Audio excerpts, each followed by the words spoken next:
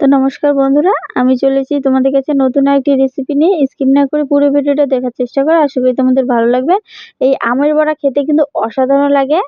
তো একবার বাড়িতে ভিডিওটি দেখে অবশ্যই বাড়িতে বানিয়ে খাবেন, খুবই ভালো লাগে। তো চ্যানেলটাকে সাবস্ক্রাইব করে পাশে বেল বাটনটা ক্লিক করে আমার পাশে থেকো। আর আমি এখানে কিছুটা বাড়ির পাকা আম নিয়েছি, আমাদের গাছের পাকা আম। তো আপনারা চাইলে কেনাটাও নিতে পারেন। তো আমি এখানে আমটা ভালো করে ছুলে টুকরো টুকরো করে কেটে নেব। তো আমি এখানে টুকরো টুকরো করে কেটে নিয়েছি।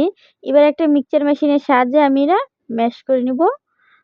তো আমি মিক্সচার মেশিন দিয়ে এখানে ভালো করে একটা মিহিন মিশ্রণ তৈরি করে নিয়েছি।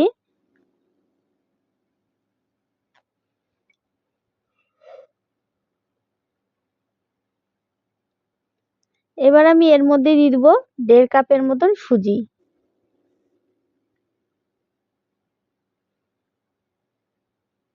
আমি এখানে 4 কাপ মাপে তোমাদের দেখাচ্ছি।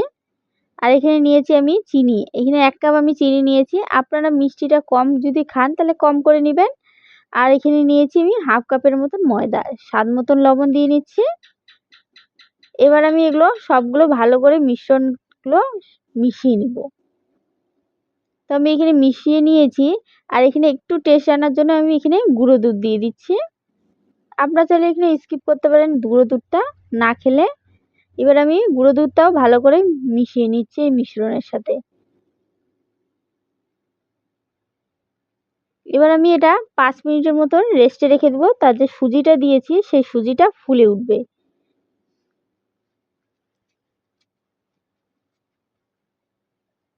তো আমি এখানে 5 মিনিট পর ফিরে আসলাম। এবার দেখো সুজিটা কিন্তু অনেকটা ফুলে এসেছে।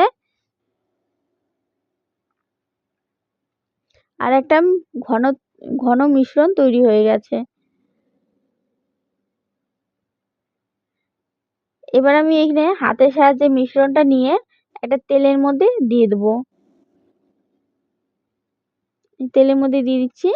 আপনারা চাইলে এখানে চামচ দিয়েও দিয়ে দিতে পারেন। আমি এখানে হাত দিয়ে দিয়ে দিচ্ছি।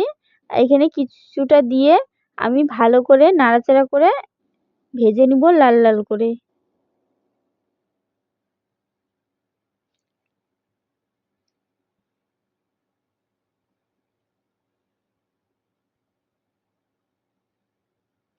তো আমি নাড়াচাড়া করে ভালো করে লাল লাল করে ভেজে নিয়েছি।